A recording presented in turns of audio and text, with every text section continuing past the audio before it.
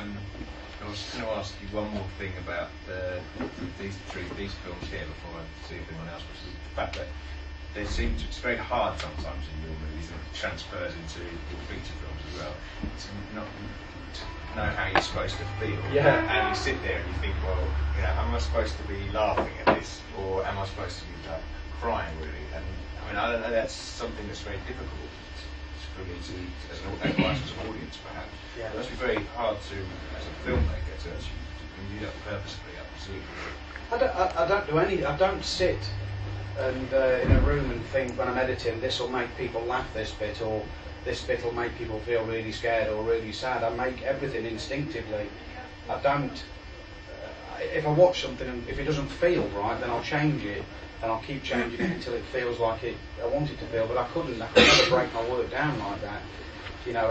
And because the truth of it is, you know, you make a film and you think you've made a comedy, and you can show it to people, and it can be the complete opposite. It might be making me laugh, or it might be making me cry, and everyone else will laugh. And the first time you show it, you get offended. You go, "It's fucking sad, this bit is. What are you laughing at?"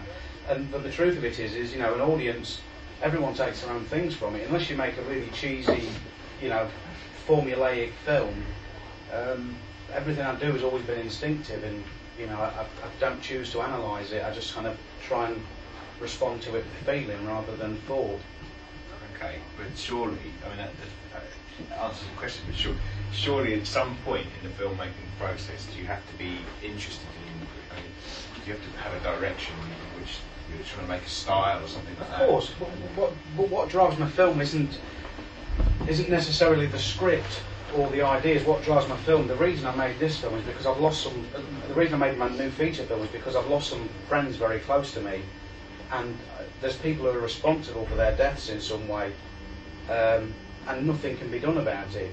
You know, that's what makes me know what I want to make. I know the overall feeling of what I want to create, but I know what you're saying, but it really kind of, it's very difficult to describe when it's something instinctive, you know. And obviously, you know when you put the scene together, sometimes an area might be, the front end of a film might be too funny because the back end's serious, and you have to try and bridge a gap so that the audience aren't kind of left going, "Oh shit, it's all changed." You maybe think about it on that level sometimes to be able to ensure people can go on the journey, but at the end of the day, yeah, I mean, I think that's what I'm trying to get at, what drives you to do it, I suppose, but also how you're thinking about the audience, because you must do at some point. And as you're saying, I've seen the latest film. Yeah. It felt to me like actually you weren't taking that much notice of the audience. Not at all. Really great. I took notice of the audience when I made Once Upon a Time in the Midlands, and the producers and everyone that were involved in that film, they all put their 10 penneth worth in, and they all said, I didn't have final cut on that for the first time because of all the stars, and I got talked into sort of making it without final cut. And I thought about the audience on that, and I made a lump of shit. I mean, I made an absolute crock of shit. You know, I hate it. Right, I wish I'd never made it. You're not happy with it. I don't like it at all, and the reason I don't like it is because I thought for the first time people were saying you need to make a breakout film, you need to make a successful film, no one will fund your films unless you do something with famous people, and then I did it and I regret it massively. So I did that once and it didn't work for me. Some people that's all they think about the audience, and I think, you know, my hero is Scorsese, and the reason he's kind of my hero is because it gave me the confidence to make films about small-time crooks that no one else was interested in, because obviously Lock, Stock, they're cool criminals, you know, it's all hyper cool with hyper cool music, whereas in mine they're robbing dog food, you know, they're not robbing diamonds.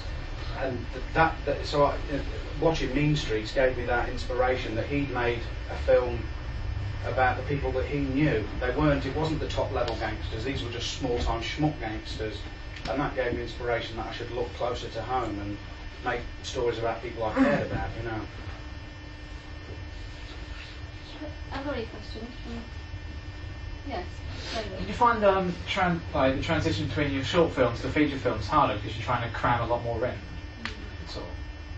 Which one harder? The feature films harder? Well, like when you go for you start making short films, when you try and make your first feature, did you find it a lot harder as a process to make it? The problem with feature films, that's the first one that I made. I mean, I went from a camcorder and a group of friends, like 5 or 6 people, And the first day I went onto set on the feature film, there was like trucks and like a canteen wagon, you know, and caravans with actors in and all that. And it was like walking through like some futuristic village, and I really was petrified because I'd made these films in it's almost like the comfort of my own front room. And then you get on set, and what I'd normally do is rehearse a scene and then put the camera on and start shooting. And I rehearsed the scene, and I went, right then, you know, and because I knew nothing about film or cameras, I had no idea whatsoever.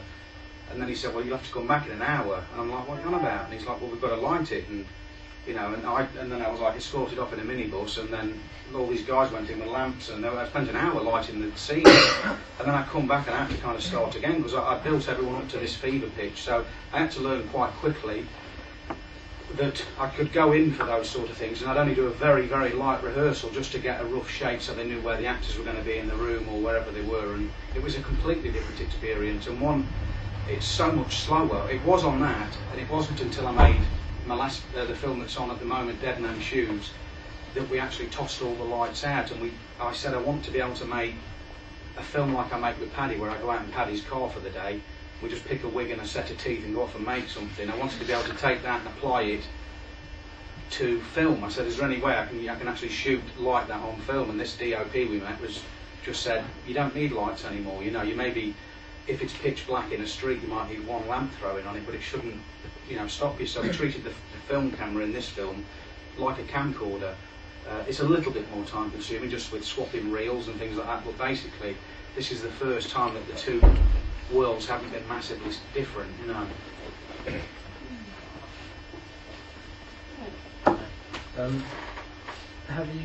Do you have like a major, like one of your babies which you thought of ages ago and you just waited for like the support of backing to get budgets to? Yeah, the one about the bare knuckle fighter. Oh. I mean, I've got a writer that's going to, because that's a story that I want to tell in its entirety. I want to do a biography of his life, and I've kind of had a story in my head for about 10 years now. And he passed away, Bartley did, a few years ago, and it was, you know, one of those kind of things that I mean, I went to his funeral, and his whole life was just an unbelievable life, and he managed to a lot of men, your Lenny McLeans of this world, people, street fighting men, that they don't seem to have that charisma or that kindness or gentle spirit to them, you know. But he was one of these rare people that his profession was the most violent thing you can possibly do.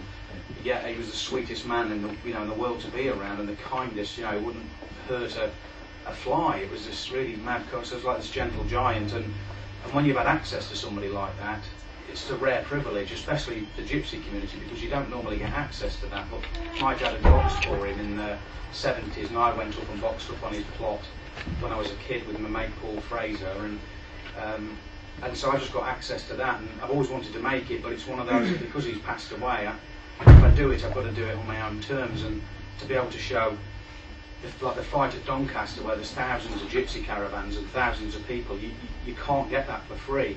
So it means the budget's probably going to be like 10 million quid, and the only way I could raise 10 million quid, but I'd be in the position that I was in on Once Upon a Time in the Midlands, where you have to make concessions.